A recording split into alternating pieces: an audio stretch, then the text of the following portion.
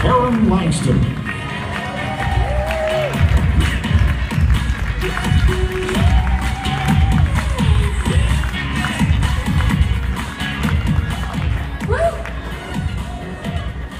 Wow, it's amazing to be here. I'm just curious, did I actually have a marker? Good, good. I was worried about that. How many here have been to Sanoviv? Okay, so keep your hands up. For all those who don't have their hands up, I want you to come and meet with those who have their hands up and learn their experience. Learn their experience.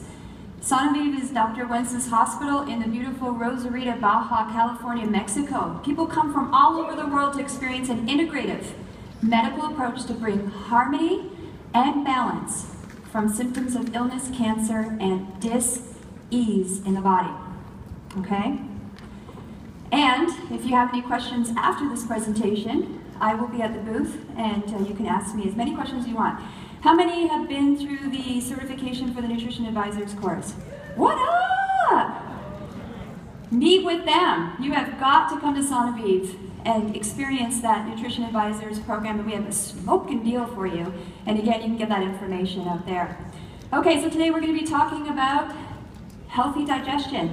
And this is a little taste, pun intended, of the Nutrition Advisors course. This is a little melted down one. So we're going to talk about how digestion is supposed to work, what happens when digestion does not work, and how to keep your digestive system healthy. Now we all know health begins in the gut, right?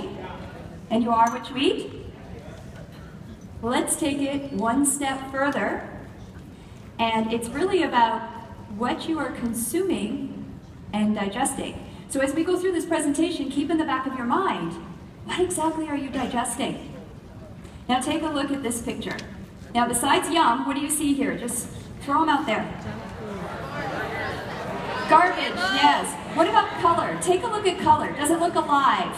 Are you attracted to it? Yes. No, right? Forget the tacos. I heard you there. This is a garbage dump. I did not play with this picture. Okay? Do you see a similarity in the color? I can make it even easier for you. I have melded the junk food, the garbage food, with the garbage dump. Blah! And you heard Karen talking about toxic waste, right? La la. So, it really is about what you are digesting. So if you consume garbage, you will smell like garbage. Ever sat next to somebody who has stinky armpits? Stinky feet? Yes? You will look like garbage. How many people you see with the big bags under their eyes? Right? And you will feel like garbage. Have you ever gone off to one of those fast food places? I won't name any. And you eat that food, and then after you finish, you feel like crap the rest of the day? Yeah, so you can smell, look, and feel like garbage from eating those garbage foods. So where does digestion begin? Mouth, it depends. The mind. It actually begins in the brain. You see food and suddenly you're hungry. I was with Chris this morning, he goes, oh, I'm not hungry. I think I'm gonna skip breakfast. Really? Then he saw the food, guess what? Chris was eating, right? It also is if you hear it. Hear potato chips or carrots, suddenly you're hungry. Or you smell it. How many times have you walked by a pastry shop and it's like, ruh-roh. Right? I think I'm hungry. Yes, it begins in the brain. Basically, your brain sends a message to your mouth to start producing more enzymes in your saliva. Lipase to break down fat. Amylase to break down carbohydrates. And while this is going on, it activates hydrochloric acid in your stomach. So you are meant to eat in happiness and calm, and you want to breathe before you eat, because when you breathe, you disengage your central nervous system through your parasympathetic nervous system, and that's actually a test question. So when you come, see, you're laughing, right? She passed. So we're going to do these 3 breaths together. So you're going to breathe in through your nose, you're going to hold it for a second, and then you're going to slowly breathe it out through your mouth. We're going to do 3. 1, 2, 3.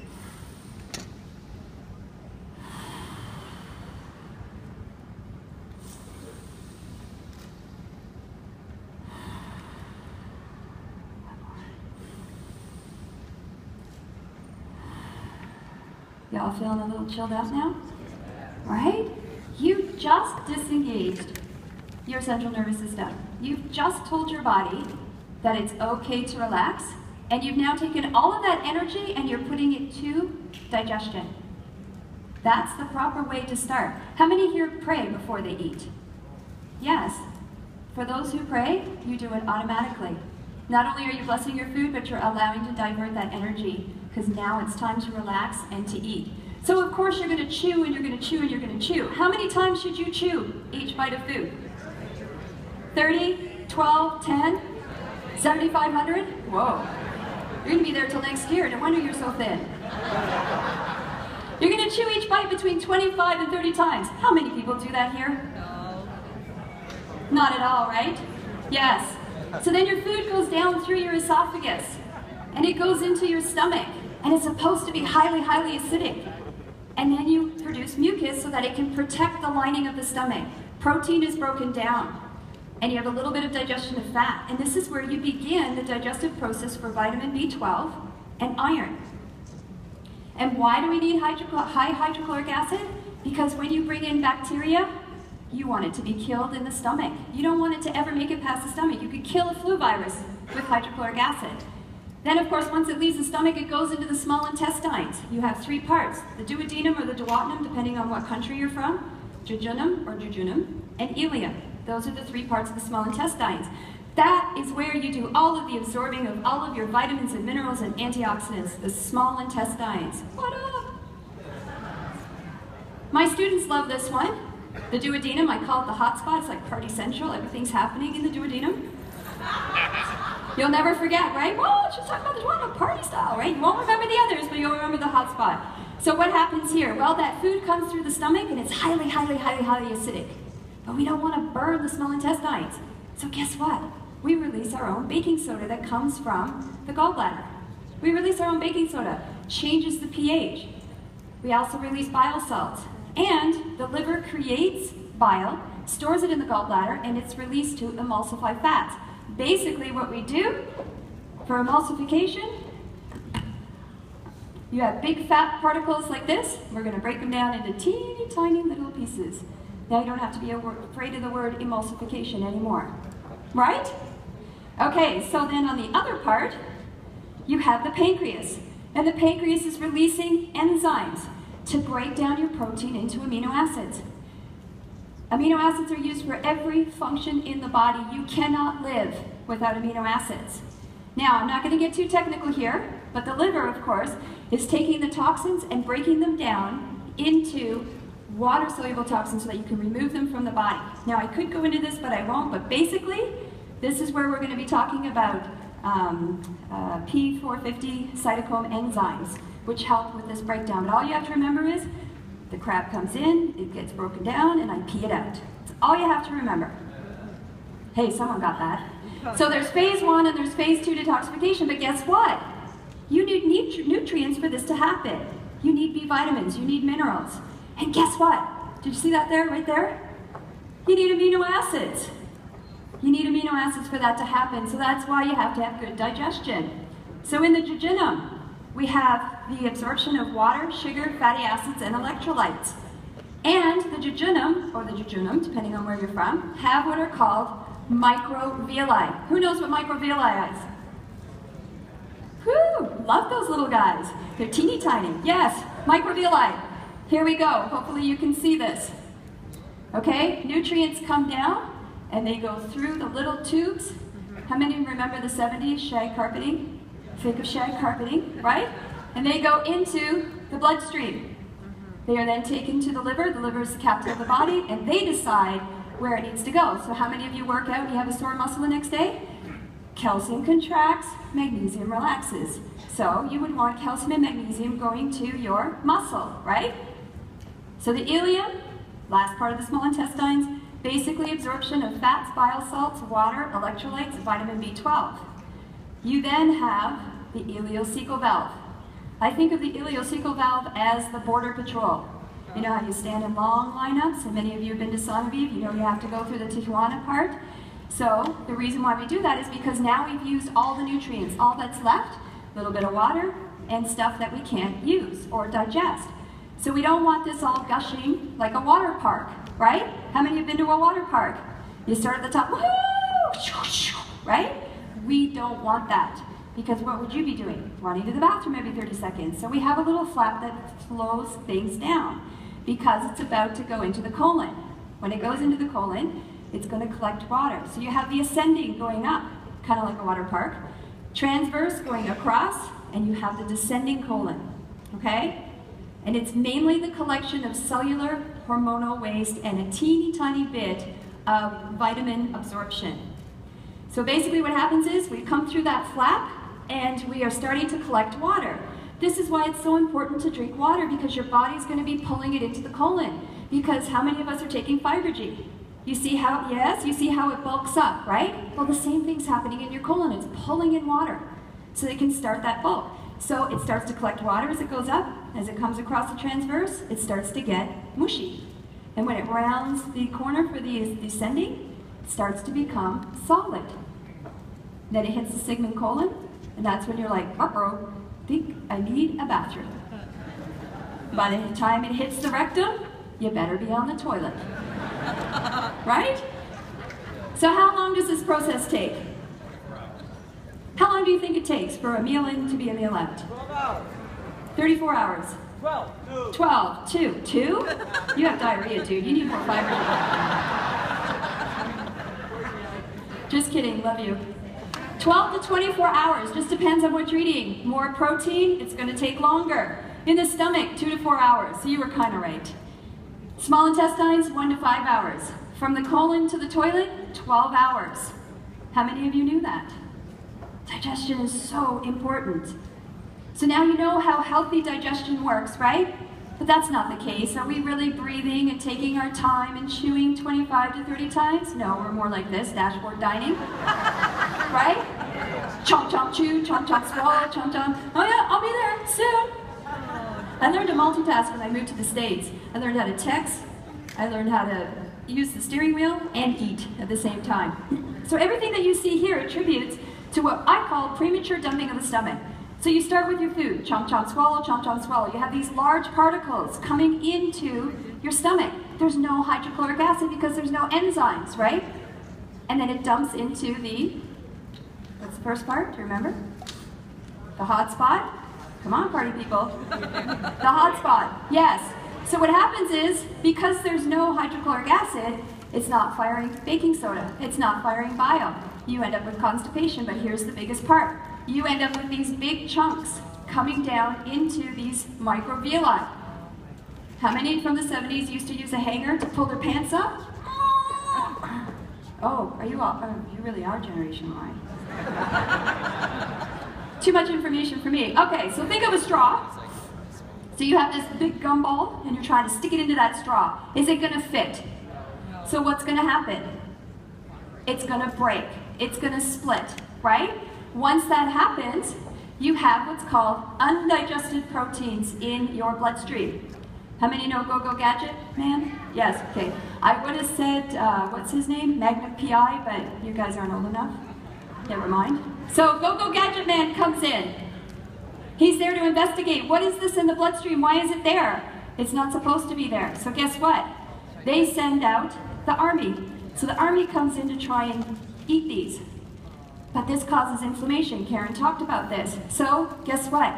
We bring in the fire department. Because there's so much inflammation going on, we need to put the fire out. That's a histamine response. What does histamine do? It causes allergies, right? Now you have a whole immune system problem going on here. Your digestive system is off. It leads to leaky gut syndrome. And guess what?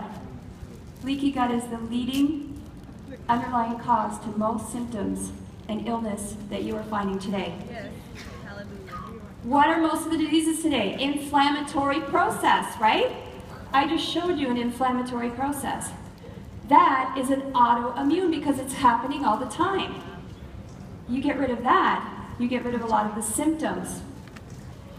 Why? Because 70 to 80%, those who've taken my test know that I say 90%, you heard it here first. 70 to 80% of your immune system is where? In the gut. Half your nerve cells and neurotransmitters are involved in your digestive system. The nutrients from your food is digested in your intestinal tract. Do you believe me now? Yeah. You basically are what you eat. You take a look closely, it's made up of fruits and vegetables. So what can we do? And this is something that we do at Sanoviv, and you can do it too. Remove what's causing the problem. Remove what's causing the problem.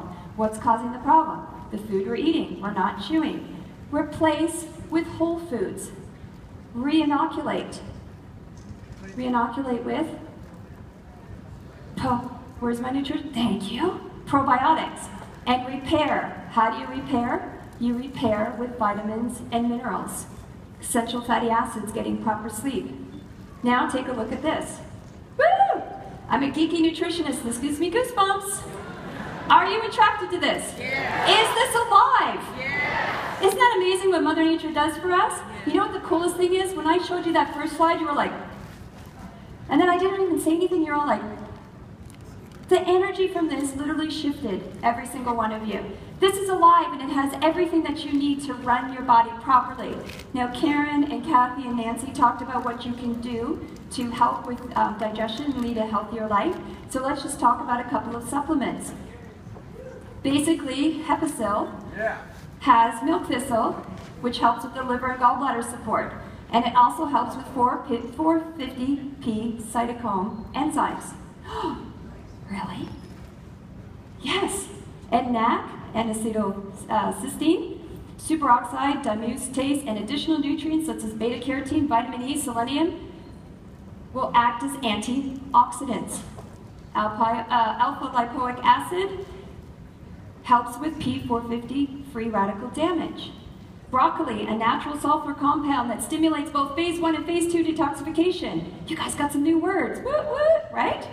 And green tea, scientific research suggests that green tea offers a twofold benefit to the liver. First, green tea protects the liver cells and at the same time boosts the immune system, and the antioxidants in green tea have been proven to protect the liver from the damaging effects of alcohol, cigarettes, smoking, and other toxins. And moreover, one research reported that green tea may help prevent the growth of cancer cells in the liver and in many other organs of the body. Go Hepicil! Right? I love you! Fiber G allows for increased bowel movements. Did you know that the medical textbooks are being rewritten? I just told you transit time is 12 to 24 hours, right? Because everybody's going 72 hours or longer, we're changing the medical textbooks so that we can accommodate people so that they don't feel left out.